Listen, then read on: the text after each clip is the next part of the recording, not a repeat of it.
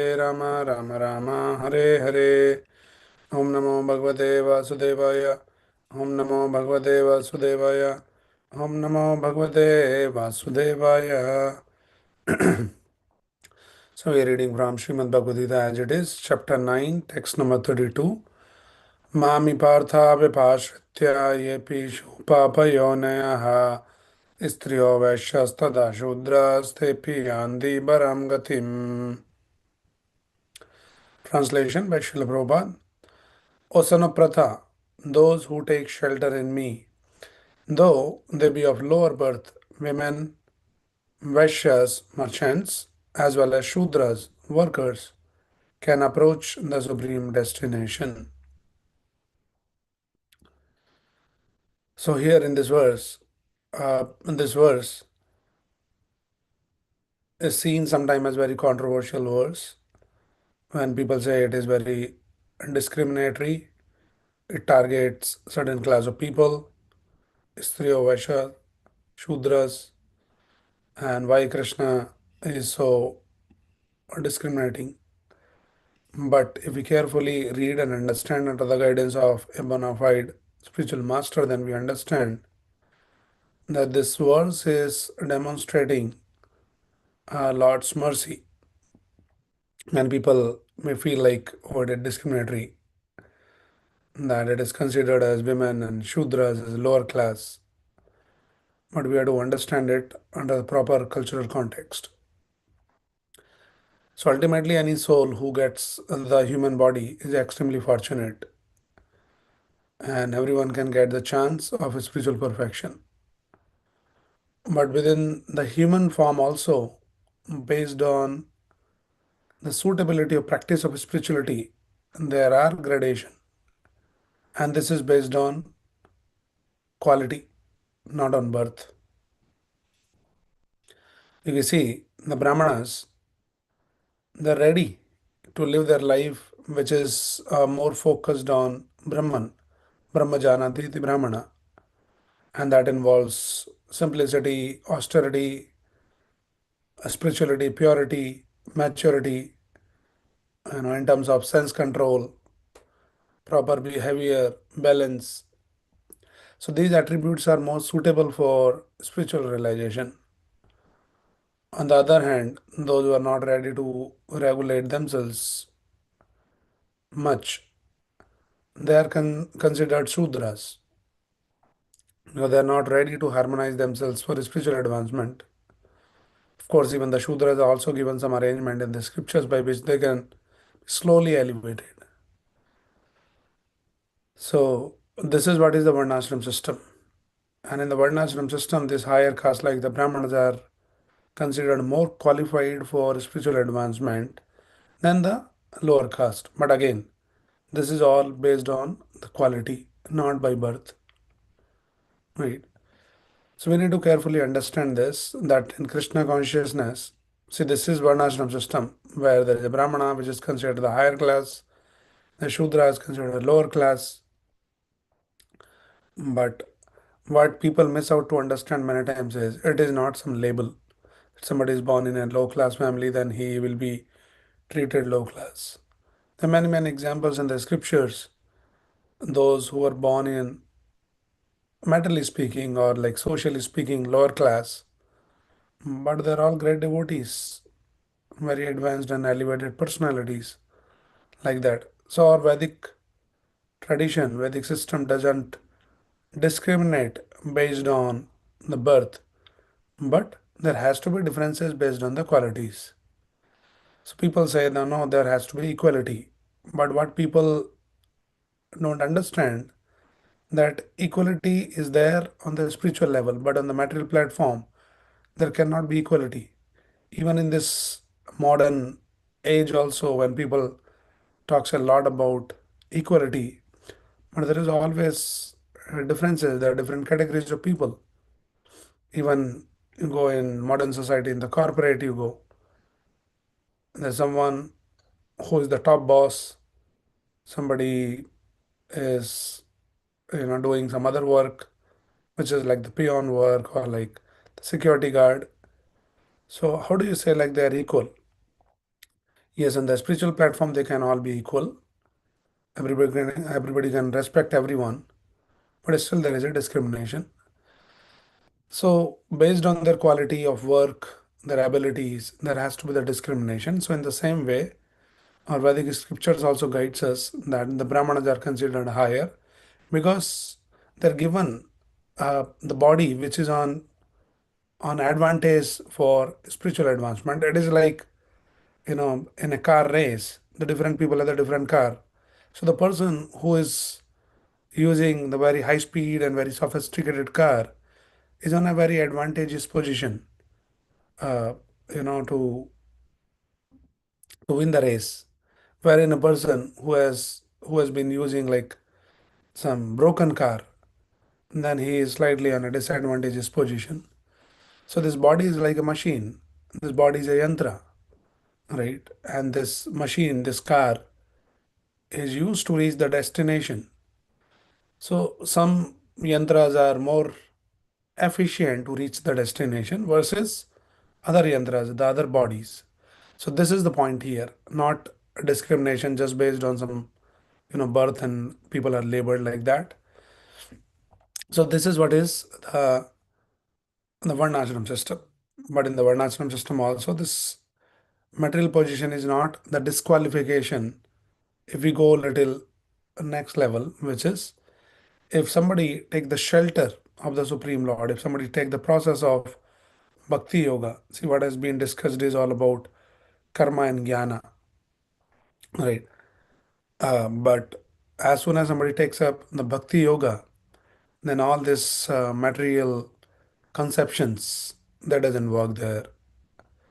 So you see, scripture says that the different categories of people are there. Kirata, Hunandra, Pulinda, Pulkasha, Abir, Shumbha, Yavana, Kashadaya, Yanya cha Papa, Yad Apashraya Shraya, Sudhyanti Tasmai, Prabhu Vishnave Nama. Bhagavatam explains that no matter that what category one belongs to in the Varnashram system, in the society, there are different categories, in the different classes of people based on their modes. So the people, those who are highly sattvic, they are generally like the Brahmanas. Those who are mixed of sattvic and rajasic, they're like those who are purely rajasic people, mode of passion. They're Kshatriyas. Those who are mix of rajasic, a little bit of tamasic, then they are the Vaishyas. And those who are completely tamasic people in the mode of ignorance, uh, and they are the Shudras, right? And then there are further classes has been described in the scripture which are considered the lower than the Shudra, like the Chandalas, dog eaters, right? But if those people also, the low class people also take the shelter of a pure devotee, right? Shuddhyanti tasmai, then they can become purified. They become greater than Gyanis and Yogis. So this is the point that Krishna is bringing here, uh, which has to be very carefully understood. He is saying that Mam hi partha vipashritya, O Parth, anyone who takes the ashritya, who take the shelter of me, then doesn't matter if they belong to Papiyoneha, Striya, Shudras, Vaishyas, doesn't matter that which category they belongs to. Tepi Yanti Param Gadim. They can also attain the supreme destination. So this is very, very important point that the process of bhakti is so powerful, so potent, so fast that once we start off, then that starting point doesn't matter. It doesn't matter that somebody is Stri, Vaishya, Shudra, whatever. So the point is the emphasis is on Krishna consciousness. Krishna's point is not supporting discrimination but teaching a process that will actually end the discrimination. So this Krishna consciousness is the process which is truly beyond any kind of discrimination. There's no consideration of the birth or any social position of a person. It is open for everyone. Right. And you see how the Srila Prabhupada, when he started this Krishna consciousness movement, he welcomed everyone. There was no criteria that you have to, fill a form and then if you meet the criteria, then only you are allowed in Krishna consciousness. Everyone. In fact, the Krishna consciousness movement is started with the hippies, those who are very low class in terms of their character, their habits. You know, it doesn't mean we are not trying to say that they're all bad people, but when we say the low class in terms of uh, you know their ability for spiritual progression. So in that sense, they're considered as low class, not like they're bad people or something like that. So this is an important point to understand here. In fact, Prabhupada gave the Brahmana initiation to the women. So many times people say, oh, this verse, and they're discriminating the women, and they're saying the women are low class, less intelligent. But we need to understand that less intelligent is not like in terms of their material abilities or their ability to work and to contribute. No, materially, everyone can be, on whatever level based on their level of intelligence. Here, and this less intelligence is considered based on individuals' ability for their spiritual emancipation. Now we need to understand very carefully that when this verse says that Striya Vaishyadata Shudra is three, Stri means women. So here, women's are not targeted as as a class, that okay, all the women's are bad. It is that womanly nature, that women quality, which is like Stri means the Prakriti. So Bhagavad Gita explains that there is Prakriti and there is Purusha. So Prakriti means the Stri who is enjoyed, and Purusha means the enjoyer. So Shastra explains that there is only one enjoyer, and that is Lord Sri Krishna. He is the supreme enjoyer. He is the Purusha, and all others are all of us. It doesn't matter that we are in the male body or female body. All the living entities in this material world, we are all Prakriti. So in true sense, all the living entities are actually Stri. So that is one understanding. So just thinking Stri means the one class of people, which is like the females, and they're being targeted. That is not the understanding. In fact, there is this nice story that one great devotee, Mirabai in Vrindavan, she came to see a great sage, and that the sannyasi, the sadhu, he says, "No, I don't meet the women." And then when this Mirabai was informed that sannyasi, the sadhu doesn't meet any women, then she asked that who is a woman? You know, I'm amazed to find that who is another Purusha here in Vrindavan. I know only one Purusha in Vrindavan, and that Purusha is Lord Krishna. Who is this? Another man came in this Vrindavan. And then the servant of the sadhu and goes back. He says, oh, this Mirabai is saying like that. Then the sadhu would understand that, oh, she's not some ordinary woman. She is a great devotee. And then, he invited her. So the understanding is that Krishna is the Supreme Purusha, Supreme Enjoyer. We are all three actually. Also, we need to understand when it is said here that Istri, Vaishyadata, Shudra. So Istri, who is women? So this women controversy need to be understood carefully. Women is actually the quality of a person. That is womanly. That is called Istri. So in generally, women qualities are considered like, they are very emotional, they are very caring, loving. It's very natural for a woman. And also uh, another feature of the women nature is they're bodily conscious. They're too much of body conscious, beauty conscious. So this is the nature. Now, who is women? It can be anyone. It can be in any body. It is not only just females are considered women here, but even someone who is in the male body, if he exhibits these qualities of, too emotional, caring, loving, bodily conscious, beauty conscious, and all of that, even in the male body also somebody can be like a woman. So what we need to understand here carefully is women's as a class is not being targeted, but women is like a quality of a woman that is on slightly on a disadvantageous position for spiritual progression. Now again, they're not labeled as women are bad or something like that. Uh, but point here is if somebody is in a very disadvantageous position as a woman, Shudras are like not interested in any kind of spiritual practices. Brahmanas are very, very focused on spiritual practices, and they take up all the austerities, wherein the person who is fully absorbed in sense gratification, The goal of life is sense gratification only. There's nothing to do with any spiritual uh, practices, then that person is considered a Shudra. So again, it is not, people are not labeled based on their birth, that these are all Shudra class people. It is the quality that who is Shudra. Shudra is, as per the scriptures, one who is like fully absorbed in sense gratification. He is Shudra, like bodily enjoyment. Who is a woman? Woman is the person who is like too bodily conscious and also parallelly shows some symptoms of the loving, caring, and very emotional, and like that. They're the three. So even those people also, as soon as they take up the Krishna consciousness, then yepi yanti param gatim, they can also attain the supreme destination. This is the point of the verse, right?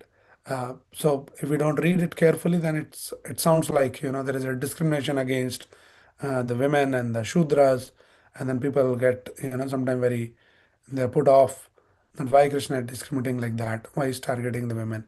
So it's not the target, but it is actually Krishna is saying if somebody takes the Krishna consciousness, then there's no discrimination at all. In fact, we have many, many examples in the scriptures. We read then the example of this Haridas Thakur, who was born, in a Muslim family. So there was no discrimination. The Supreme Lord Himself, Chaitanya Mahaprabhu, Chaitanya Mahaprabhu was personally going and meeting.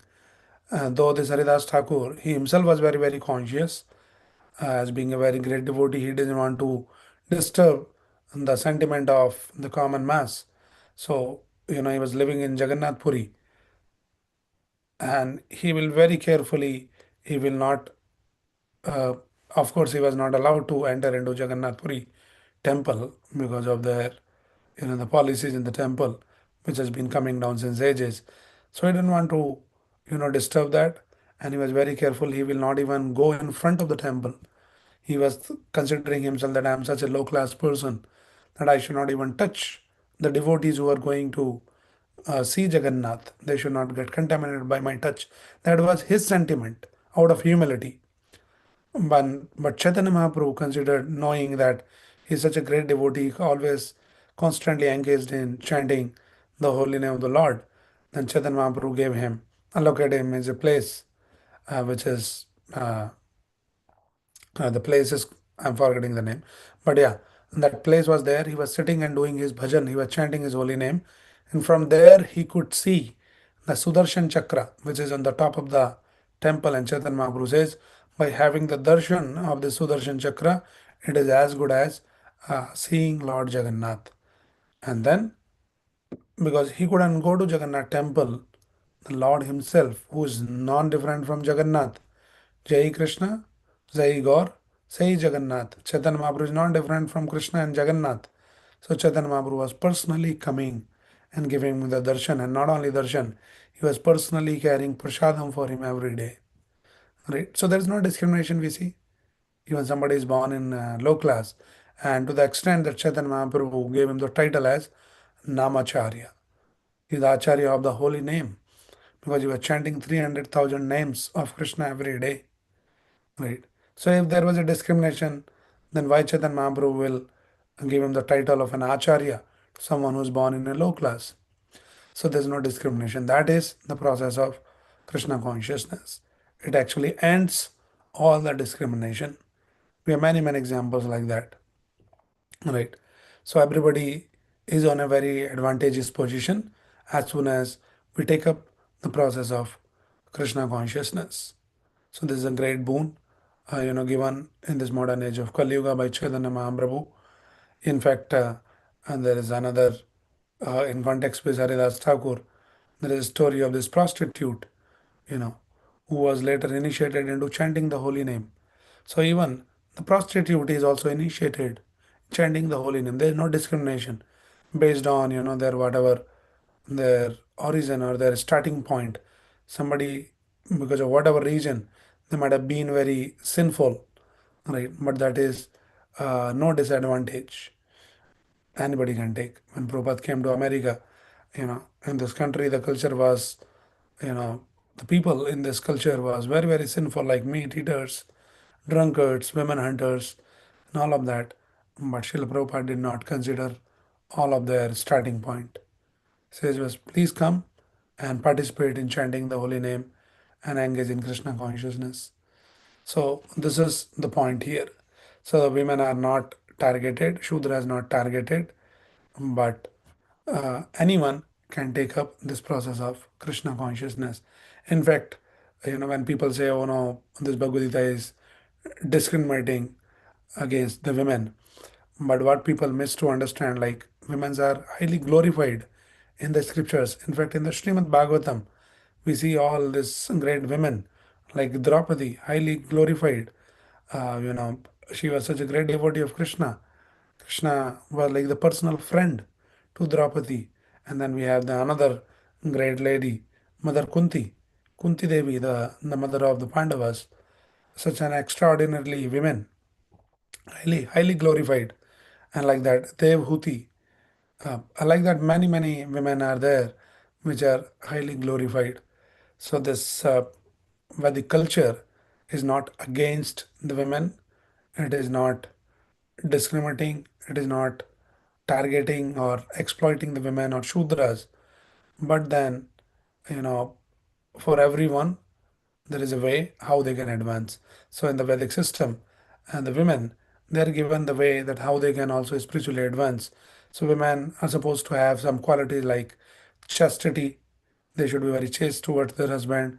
They should also take care of their family, the husband, the kids, and the entire family, like that. And uh, a chaste woman should serve the husband. Of course, the husband also should have the good qualities, should be also devotee. So by serving uh, very chastely the husband, the women will advance in a spiritual life. So this is the way for a woman to advance. Shudras, they can also advance. They should also serve because the Shudras, by nature, by their construct, they cannot take the independent decision. They'll be lost. So it is recommended in the scripture the Shudra should work under someone, like they should work under Brahmanas or Kshatriyas or Vaishyas because they always need the guidance what to do. They always need the direction. So any Shudra who is engaged in service of some Brahmana or some high class person and very sincerely engaged, uh, then by doing that he can also advance slowly and gradually. So this is what this Vedic system is. So it is never promote any kind of discrimination against anyone, which is like for many people they create the controversy by reading and misunderstanding these kind of verses. So here Krishna is saying, Mami Partha Vipashrita Ye Pishu Papiyoneya Striyo Vaishya Tata Shudras Tepi Yanti Param Gatim. They can also attain the highest destination if they take my shelter. Right? And Prabhupada is saying here that clearly it is clearly declared here by the Supreme Lord that in devotional service there is no discrimination between the lower or higher classes of people. So this is the teaching of Bhagavad Gita. This is the teaching of Chaitanya Mahaprabhu. Chaitanya Mahaprabhu says, as soon as somebody comes into Krishna consciousness, become a devotee, takes the path of Bhakti Yoga, then he goes beyond all this, you know, the labels. Chaitanya Mahaprabhu says, Na ham vipro, na cha narapatir, na bhi vaishyo, na shudro. I'm not a vipra, I'm not a brahmana.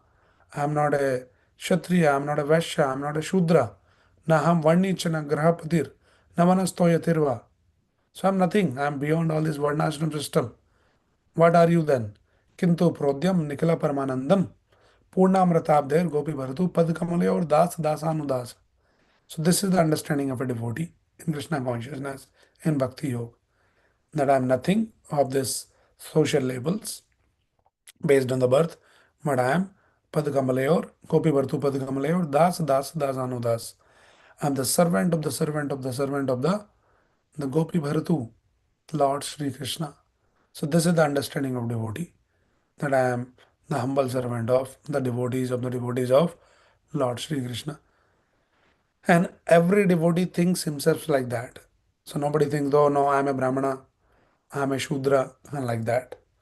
Right? This is the understanding on the spiritual platform, on the Bhakti Yoga platform. But at the same time, Srila Prabhupada was very careful not to disturb the sentiment of the common mass. So Externally, sometimes we may follow, but in the Bhakti Yoga, nobody says he's a Brahmana devotee, he's a Shudra devotee. Everybody is Krishna's devotee, and everybody does every work. Everybody is doing every work in Krishna consciousness. Somebody, by nature, they might be very Brahmanical, like, Brahmanical means yajan, yajan, patan, patan, those kind of activity. They naturally they're inclined towards reading the scriptures, absorbing themselves in, reading and teaching and like that. So all kinds of people are there in Krishna consciousness, and everybody does every kind of, work. So even the Brahmana also can do the, cleaning, brooming, mopping, and like that kind of work. So the devotee doesn't say, "Oh, I'm a Brahmanical devotee, so this is Shudra work, all this cleaning, brooming, mopping. So I'll not do that." Everybody does every work. So this is what is Krishna conscious offering, that you go beyond the labels, identity beyond the labels, and there is only one identity, and that identity is Jivara Swarupavaya Nitya Krishna Das. That we are eternally the servant of Lord Sri Krishna, and we are established in that identity, then there is no discrimination. Everyone is happily, readily available to render any kind of service. Even somebody is like, say, the Shudra class. Shudra means the nature is like that, and that their mind doesn't get absorbed in reading the scriptures and naturally. But still, Prabhupada has created a system where everybody has to read the books, everybody has to chant the holy name, and everybody has to engage in all kinds of practical devotional service, which may include, uh, you know, the cleaning, brooming, mopping, cooking. Somebody engaged in pujari service, some management, fundraising. So you see, all kinds of fundraising is like more of like Vaishya mentality, how to, wealth generation. But all the devotees are given these kind of services. So it is truly beyond the discrimination.